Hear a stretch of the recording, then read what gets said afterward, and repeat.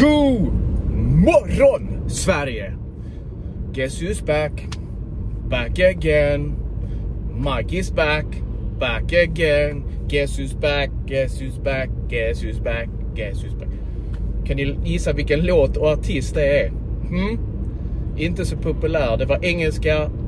Och jag vet inte om jag sjöng texten rätt, men det var Eminem som jag lyssnade på när jag var 16-17 år. En amerikansk rap-artist.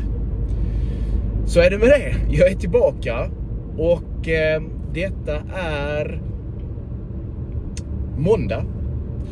Och jag är på väg till jobbet lite senare än vanligt. Därav det vackra, fina ljuset.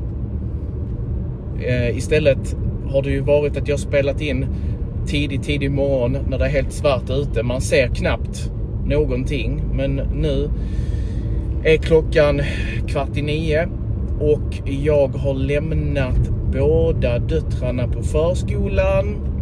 Det är fortfarande en kortare dag. Jag kör till jobbet, men jag är beredd. Om de ringer, då kör jag direkt tillbaka och hämtar barnen. Eller Livli framförallt då. Om hon är superledsen. Men i fredags hade vi också, inte hel dag, men vi hade från klockan 9 till klockan 2 och det gick bra. Så peppar, vi håller tummarna att det går lika bra idag. Och att jag får hinna vara på jobbet några timmar innan jag måste köra tillbaka. Härligt! Så hur har det gått då? Jo, det har faktiskt gått väldigt bra. Jag började ju i inte i torsdags förra veckan, men torsdag förra veckan innan dess. Och då fick vi bara lite information. Både jag och Livli var där. Och där var också en annan pappa och hans dotter som också skulle skolas in.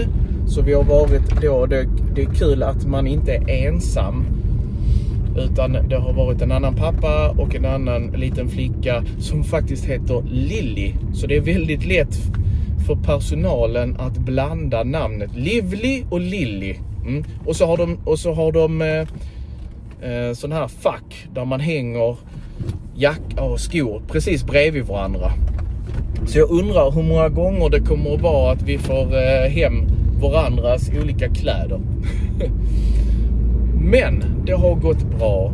Så vi började förra torsdagen 1 timmes information. Och sen så kom vi dit på fredagen. Och så lekte vi kanske 1,5 timme, 2 timmar. Samma dag i måndags förra veckan. Och hela förra veckan då. Och så blev det längre och längre. Och sen testade vi att jag gick ifrån en stund. Och det fungerade. Och då i fredags så var jag borta då från 9 till 2. Jag kommer hämta henne 10 i 2. Och det hade gått jättebra. Hon är väldigt försiktig. Hon sitter bara och tittar mycket på de andra barnen faktiskt. Hon är inte sån som bara springer och leker. Hon tittar, hon iakttar, hon är försiktig. Hon känner in situationen. Och jag tänker att det är bra att vara försiktig. Så länge man inte känner sig rädd och otrygg.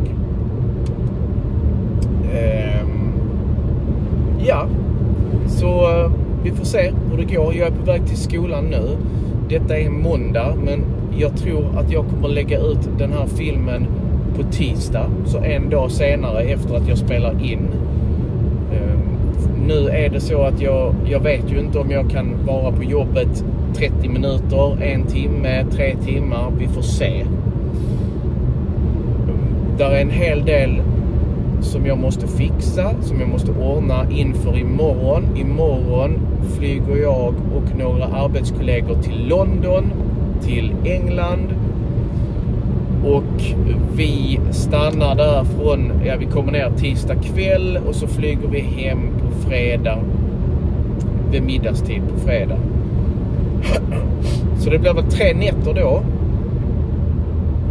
Och det blir då 2 hela dagar kan man säga, onsdag, torsdag, som vi ska gå och åka till den här mässan, teknikmässan, som har utställningar om olika teknik i skolan. Det kan vara, som jag är intresserad av, VR-headset, kanske AI, hur man kan använda det i undervisningen, olika whiteboards, smart whiteboards och program. Så det ska bli spännande. Men jag tittade på vädret och det ska regna. Alltså det är så typiskt, eller hur? Det ska regna onsdag, torsdag, fredag. Och sen när vi åker hem, lördag, söndag, ska bli 11 grader strålande solsken hela helgen. Typiskt. Men det är vad de säger. Engelska klimatet, engelska vädret, det är ju att det är mycket regn. Så man behöver ju ta med ett paraply. Eller jag vet inte, det blir svårt att se om vi kan ta med ett paraply, för att vi har inget bagage som vi checkar in, utan det är ett handbagage. Så vi får ju jag får packa exakt bara så att jag kan ha kläder på de dagarna jag är där. Ingen handduk, vi ska bo på hotell, så då har de ju handduk och så, tänker jag. Så det gäller att packa smart. Det gäller att det gäller att maximera ens packning. Nu ser jag när jag kör, jag vet inte om ni ser, jag har smört mig här på kinderna, jag har röd prick på mina kinder. Och vad är det? Jo, jag tror att jag är allergisk mot speciellt sköljmedel och tvättmedel. Så det är himla tråkigt, för du vet, om man använder tvättmedel och sköljmedel framförallt, ni ser här att jag har röd här, så luktar ju tvätten gott. Men tydligen så reagerar jag är allergisk, verkar det som, speciellt mot sköljmedlet. Så vi försöker köpa allergivänligt tvättmedel och sköljmedel, men ibland så får jag de här utslagen. Det är när jag ligger med kudden, så på morgonen och på natten så kliar det jättemycket, och då i sömnen så kliar jag kan inte kontrollera vad jag gör riktigt. Och så blir jag helt röd, så brukar jag smörja det med någon salva, så ni kan se att det blänker här. Riktigt jobbigt, frustrerande faktiskt. Men Emma säger att jag är klen. Klen, det är när man inte tål någonting, när man är svag. För att jag tål inte tvättmedel, jag tål inte pälsdjur, alltså katt och kanin och häst och så här. Jag är allergisk mot det. Jag är allergisk mot mjölk, alltså laktos. Och sen är jag allergisk mot speciella nötter som heter paranötter. Så det är mycket allergier, tyvärr. Och jag vet inte, vi i Sverige verkar ha mycket, alltså att många personer är allergiska. Och jag vet inte, jag har läst någonstans att det handlar om att vi tvättar oss för mycket. Alltså att vi tvättar bort, att vi duschar ofta och tvättar oss ofta. Och att man liksom tvättar bort lite av den här kvalster, bakterier, de här små partiklarna som finns. Att vi är nästan för rena. Så vi behöver vara lite smutsiga, verkar det som. Men jag tänker ingen i min familj är allergisk. Alltså min mamma, min pappa, min syster, de är inte allergiska. Är ni allergiska mot någonting? Har ni någonting som ni skriv gärna i chatten och kommentera vad ni är allergiska mot. Det hade varit intressant att veta om det är bara jag som är allergisk mot någonting.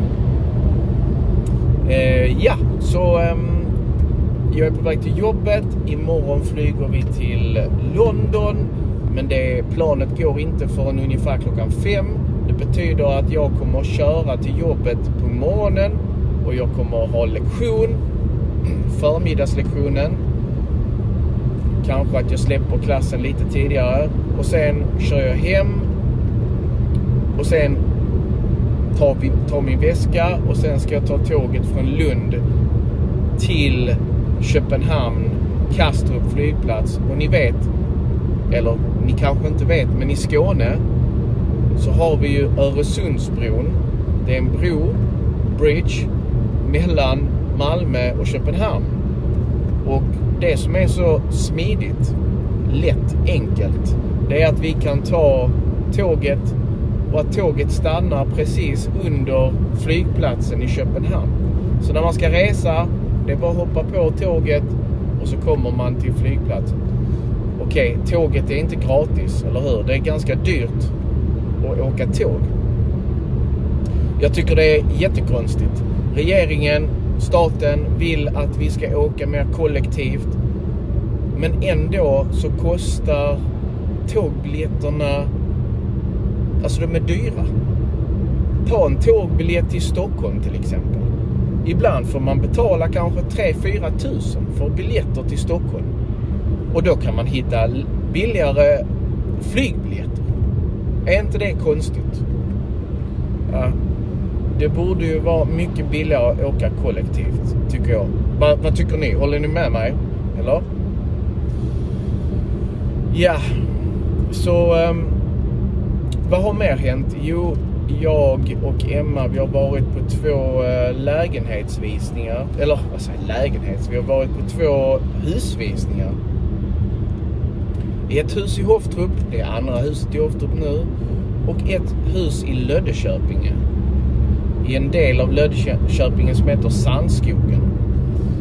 Och jättefina hus, verkligen. Men ganska dyra.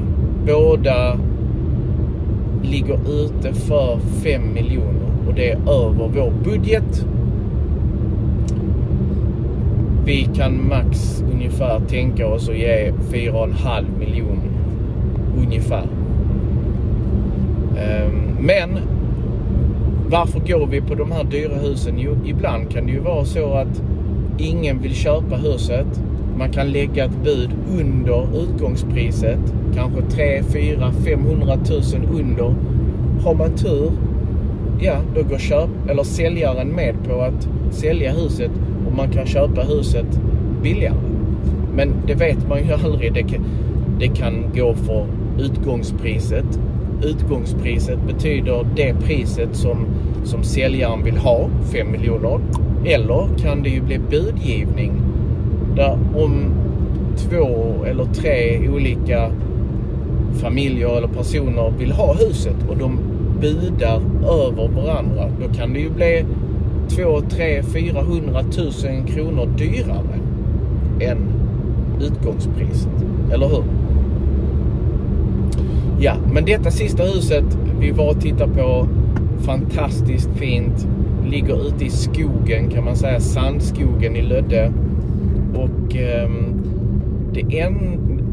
det som var en nackdel, det var att det går en motorväg kanske 100 meter från huset.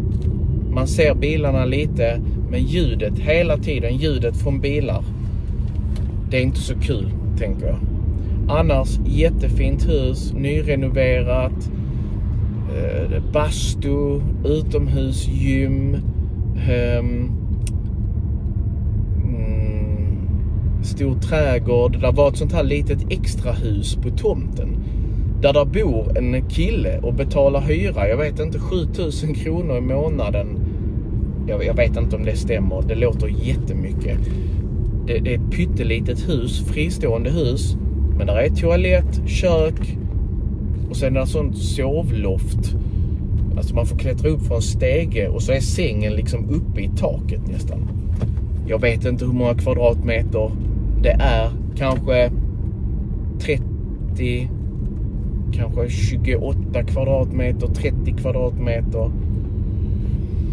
Så ja, man hade fått extra inkomst då av den personen som bor där. Om man nu vill ha någon som bor bredvid en. Alltså det är ett separat hus men fortfarande på ens tomt. De hade byggt en utomhusbar. Förstår ni det här? Utomhusbar. Alltså där man kan sitta, ni vet, man grillar ute. Det är som en bar där sån man kan hälla upp öl. Jättemysigt, jättekult. Men som sagt, lite över vår budget, för nära motorvägen eftersom ljudet från bilarna kommer hela tiden. Det andra huset var i Sandskogen, och det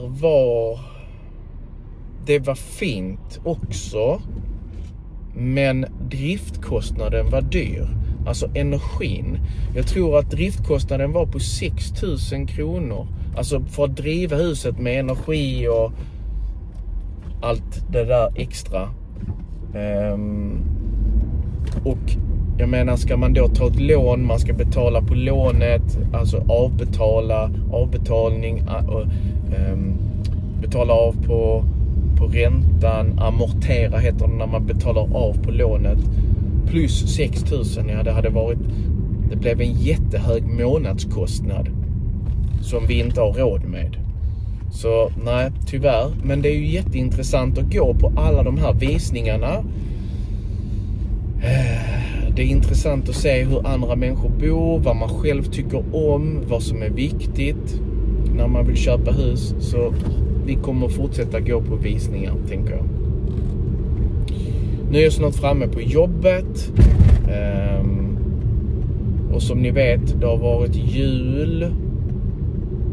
Jag har inte gjort så många filmer, men nu när jag är tillbaka från och med nästa vecka, tänker jag tillbaka, då ska jag börja göra lite fler filmer, nyheter, fortsätta med den här Träna Svenska, en mamma och pappa som träffas på lekplatsen där barnen leker, så blir det en vardagsdialog där och så hela den här lektionen kring det. Det blir en bra film, tror jag. Ja, är det någonting mer? Just mina aktier. Jag tänkte, jag ska ju spela in en film om hur det är att spara långsiktigt. Och jag är ärlig mot er. Mina aktier i början av december var mitt värdet hade ökat med 25 000. Okej, så vi säger 100 000, de hade blivit 125 000. Men nu, det har varit jättedålig hela december. Mina aktier föll jättemycket. Mina pengar blev mindre värda. Och ett tag så hade min vinst bara krympt till 300 kronor. Från 25 000 till 300 kronor. Men nu har det gått lite bättre. Och nu är jag plus 6 000 igen. Så det är inte så att jag har blivit minus, att jag går minus. Men det var väldigt, väldigt nära. Men jag fortsätter att spara, jag fortsätter att investera. Det är långsiktigt. Jag behöver inte de här pengarna förhoppningsvis på 15 år. Så de ska stå där och växa. Det är tanken. Nu är jag framme på jobbet. Jag ska försöka parkera. Så jag önskar er en trevlig dag. Vi ses.